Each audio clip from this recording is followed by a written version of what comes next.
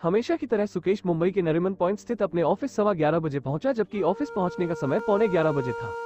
रोज देरी से ऑफिस पहुंचने के कारण बॉस सुकेश से नाराज रहते थे, लेकिन सुकेश बॉस के निर्देशों को एक कान से सुनकर दूसरे कान से निकाल देता था। महानगर होने की वजह से यहाँ ऑफिस पहुंचने का समय दूसरे शहरों से अलग था, क्योंकि मुंबई में 10 बजे सभी के लिए ऑफिस पहुंचना संभव नहीं था। नरीमन पॉइंट के आसपास निम्न व मध्य वर्ग के लोगों के लिए किराए से या खुद के मकान में रहना असंभव था। इसलिए अपनी सैलरी के हिसाब से कोई कर्मचारी विरार रहता था तो कोई खारगा। अमूमन सुकेश ऑफिस पहुंचते ही चाय पीता था। उसके डेस्क के सामने ही चाय कॉफी की मशीन लगी हुई थी। वो चाय की चुस्की ले ही रहा था कि तभी एचआर का मैसेंजर डाक रिसीव करने वाले क्लर्क से बोला, विभाग में सुकेश सर कहाँ बैठते हैं, उन्हें चिट्ठी देनी है। सुकेश अपना नाम सुनकर बोला, मैं ही सुकेश हूँ, दे दो चिट्ठी। चिट्ठी पढ़ते ही सुकेश के होश उड़ गए, क्योंकि उसे बैंक की सेवा से बर्खास्त कर दिया गया था और उसकी बर्खास्तगी आज से ही प्रभावी थी। कारण था 5 सालों से वार्षिक गोपनीय रिपोर्ट में लगातार सी ग्रेड दिया जाना। बॉस इस हद तक चला जाएगा, सुकेश को उम्मीद नहीं थी। बॉस के खिलाफ सुकेश कुछ भी नहीं कर सकता था, फिर भी उसके मन में बॉस के प्रति नफरत और क्रोध की चिनगारी भड़कने लगी। सुकेश बॉस पर अपशब्दों की लगातार फायरिंग कर रहा था। जब इससे भी मन नहीं भरा तो उसने बॉस को 2 थप्पड़ जड़ दिए। जब शोरगुल बढ़ गया तो विमल भी चेंबर के अंदर आ गया। विभाग में एचआर विमल ही देखता था। विमल ने बॉस और सुकेश को शांत करवाने की पुरजोर कोशिश की, लेकिन वो कामयाब नहीं हो सका। सुकेश का चेहरा गुस्से से लाल हो गया था।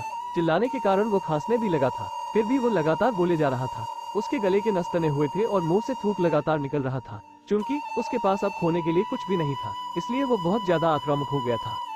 अंत में बॉस को सिक्योरिटी ऑफिसर को बुलाना पड़ा। उसके हस्तक्षेप के बाद भी सुकेश बड़ी मुश्किल से चेंबर से बाहर आया, लेकिन बॉस को मार दूंगा, किसी को नहीं छोड़ूंगा, कोर्ट जाऊंगा आदि उसके द्वारा बड़बड़ाना जारी रहा। जब ऊर्जा खत्म हो गई और हलक प्यास से सूखने लगा तो हताशा और निराशा की स्थिति में वो अपनी सीट पर बैठकर पानी पीने लगा। हालांकि मन के अस्थिर होने की वजह से वो अपने सिर के बालों पर बार बार उंगलियां फिरा रहा था, साथ ही साथ चेहरे को दोनों हथेलियों से हल्का हल्का दबा भी रहा था। कुछ देर सुकेश शांत रहा, फिर अचानक से वो विमल से उलझ गया। विमल शांत रहा, चुपचाप सुकेश का अनर्गल प्रलाप सुनता रहा। जब सुकेश की चिल्लाने की तीव्रता कम हुई तो विमल बोला, भाई तुम अर्थशास्त्री हो, खुद को विद्वान मानते हो और आज कह रहे हो कि तुम्हें यह नियम पता नहीं था। तुम्हारे इस तर्क को कौन मानेगा? किसी को लगातार 5 बार वार्षिक रिपोर्ट में सी ग्रेड मिलने पर उसे नौकरी से बर्खास्त कर दिया जाता है, ये तुम्हें अच्छी तरह से पता है। मैं विगत 3 सालों से इस खतरे के बारे में तुम्हें बता रहा हूँ। पिछले साल बॉस से माफी मांगने के लिए भी मैंने तुमसे कहा था। मैंने ये भी कहा था कि बड़ी मछली हमेशा छोटी मछली को खा जाती है, फिर भी तुम अड़ियल टट्टू बने रहे। जब विमल का स्वर तल्ख और तेज हुआ तो सुकेश की जबान पर ताला लग गया। विमल की बातों को सुनने के बाद भी सुकेश का मन और भी अशांत हो गया। कुछ देर तक सामने की वीआईपी लिफ्ट की तरफ निर्लिप्त भाव से एकटक ताकता रहा, फिर अचानक से उठकर डीजीएम लॉ से इस उम्मीद में मिलने चला गया ताकि उसे उसकी समस्या का कोई समाधान मिल सके। डीजीएम लॉ ने कहा, बैंक में वार्षिक गोपनीय रिपोर्ट की ग्रेडिंग के आधार पर बर्खास्त करने के प्रावधान को 2015 में लागू किया गया था, लेकिन यह अपवाद जैसा है, क्योंकि इसके पहले कभी इस वजह से बैंक की सेवा से किसी को बर्खास्त नहीं किया गया है। चूंकि इस प्रावधान को अधिकारी संवर्ग की सेवा शर्तों में शामिल किया जा चुका है, इसलिए अदालत में तुम इस केस को शायद ही जीत पाओगे। डीजीएम लॉ के यहाँ से लौटते समय सुकेश के कदमों में भारीपन को देखते ही विमल समझ गया कि बात नहीं बनी। विमल मन ही मन सोच रहा था कि कितना बेवकूफ और घमंडी है सुकेश। अर्थशास्त्री है, खुद को विद्वान समझता है, पढ़ाई लिखाई विदेश से की है, फिर भी उसकी अक्ल हमेशा घास खाने गई हुई होती है। इतना अकड़ू है कि कभी भी सीधे मुंह बात नहीं करता है। बॉस और सुकेश के बीच मनमुटाव का कारण सिर्फ अहम है। मैं और सिर्फ मैं सुकेश की बर्खास्तगी का मूल कारण है। सुकेश का पिछले 5 सालों से बॉस के साथ खटपट चल रहा था। पहले बॉस का रोज सुकेश से बकझक होता था, लेकिन जैसे ही बॉस को पता चला कि अगर किसी भी कर्मचारी को वार्षिक गोपनीय रिपोर्ट में लगातार 5 सालों तक सी ग्रेड दी जाए तो बैंक उसे सेवा से बर्खास्त कर देता है। बॉस ने सुकेश के साथ बहस करना बंद कर दिया और उसे हर साल सी ग्रेडिंग देनी शुरू की।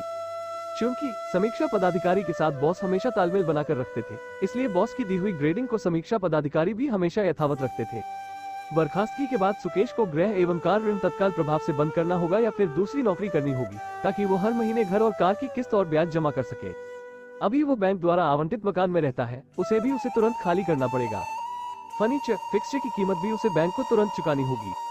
पत्नी हाउसवाइफ है, बेटा भी 3 महीने का है, तुरंत नौकरी मिल जाएगी। यह आसान नहीं होगा, क्योंकि निजी और सरकारी नौकरियों की कार्य संस्कृति में जमीन आसमान का अंतर होता है।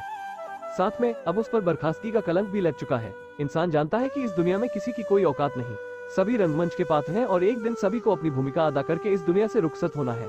कोई यहाँ अमर बनकर नहीं आया है। बावजूद इसके सुकेश ने सिर्फ अपने झूठे दम को पोषित करने के चक्कर में अपने परिवार को सड़क पर लेकर आ गया। ये सब सोचते सोचते विमल का मन बोझिल सा हो गया। आपका समय निकलकर हमारे साथ था, इसके लिए आपका धन्यवाद। अगली बार फिर से मिलते हैं नए और रोचक वीडियो के साथ। चैनल को सब्सक्राइब करना न भूलें। धन्यवाद और शुभकामनाएं।